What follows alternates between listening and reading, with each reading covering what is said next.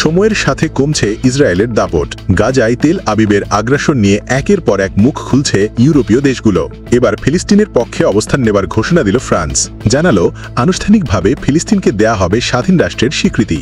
France মধ্যপ্রাচ্যে ন্যায়ের ভিত্তিতে একটি টেকসই শান্তি প্রতিষ্ঠার লক্ষ্যে সাহসী এই পদক্ষেপ নিয়েছে। বৃহস্পতিবার স্থানীয় সময় রাত 9:30টায় নিজের ভেরিফাইড ফেসবুক পেজে দেয়া এক অফিসিয়াল বিবৃতিতে এই ঐতিহাসিক ঘোষণা দেন ফ্রান্সের প্রেসিডেন্ট ইমানুয়েল ম্যাক্রন।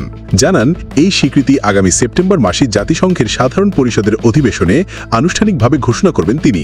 ফরাসি প্রেসিডেন্ট বলেন, আজকের সবচেয়ে জরুরি প্রয়োজন হল গাজায় যুদ্ধ থামানো এবং বেসামরিক মানুষের জীবন রক্ষা করা। শান্তি সম্ভব, তাৎক্ষণিক অস্ত্রবিরতি, সকল জিম্মির মুক্তি এবং গাজার জনগণের জন্য জরুরি ভিত্তিতে মানবিক সহায়তা পৌঁছে দিতে হবে। একই সঙ্গে দেশটির মুক্তিকামী সংগঠনকে নিরস্ত্রকরণ ও গাজাকে পুনর্গঠন করার আহ্বান জানান তিনি। বিবৃতিতে তিনি উল্লেখ করেন, এই সংকট থেকে স্থায়ী উত্তরণের জন্য একটি স্বাধীন ও কার্যকর ফিলিস্তিন রাষ্ট্র গঠনের বিকল্প নেই।